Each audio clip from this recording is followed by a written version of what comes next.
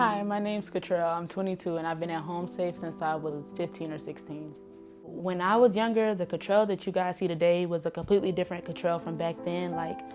So with my home situation, I can say that my family was very loving. My mother was a great mother, but she was going through her own trials and tribulations of her own. She struggled with depression, financial insecurity, a lot of things that a lot of single parents were struggling with at the time. So it's like, I think because I was so young, I wasn't able to grasp the concept that she did love me and she did want to care for me. She just couldn't care for me financially because she couldn't even care for herself at the time. So I think I was just so angry because I didn't understand what was going on that it just caused me to become very volatile. I was very quick to anger. I wasn't open to communicating. I would be suspended from school from fighting with my classmates to arguing with the teachers, arguing with the administrators. And it got to the point where I think all of us were scared that I wasn't going to be successful in life because I wasn't able to work through my emotions and just allow myself to grow and expand from what I had been through. In my opinion, I think that HomeSafe did a good job of making us creating a sense of family by just instilling certain values in us, like weekdays, holidays. We all ate dinner together every night. We went a lot of places together. We did a lot of groups together. We did a lot of activities together. I really felt like I got to know the girls on a deeper level. When it was time for me to age out, I kept hearing everybody say oh, Pond Place would be nice. Everybody loves Pond Place. That's one of the best places in the county, honestly. So I got an interview with Mr. Keon and he was nice. I liked the residents. I liked the vibe. Everybody was nice. Hello, I'm Keon Reming, Independent Living Supervisor with HomeSafe at Pond Place. Pond Place has been here since 2016. We serve young adults aged 18 to 23. Our program is providing young adults with the opportunity to be successful as they transition into adulthood. I feel like what makes him special is the fact that he likes to see people at their best. He kind of encourages them to do better. And I think that's what makes him great, because a lot of people can't really look at you and see you could be great in this. Why are you not pursuing it? And I think he's good at identifying that for people, because he knew that I was going to be great on social media way before I knew it.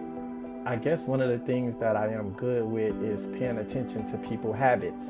And he's pretty good at knowing when you need a shoulder to cry on. He pays a lot of attention to routines, and it's amazing because there's so many of us out here and you would never think he pays attention. He does. It's important for everybody to have a good role model and a good friend, because I think we can all see through adulthood.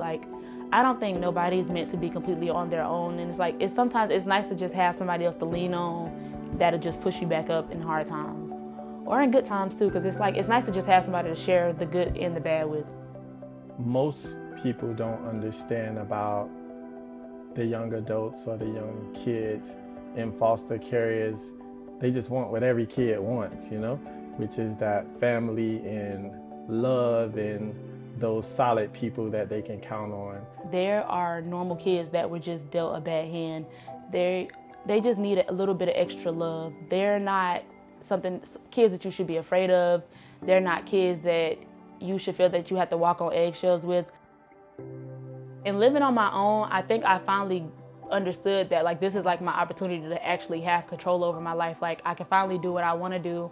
I can go where I want to go. So in order to cope with feeling isolated, I started to get more involved in school activities. I started to really immerse myself to my education. I started to travel. I started doing social media and talking about things that I've experienced in the system, ways that we could possibly help other kids that are in the system.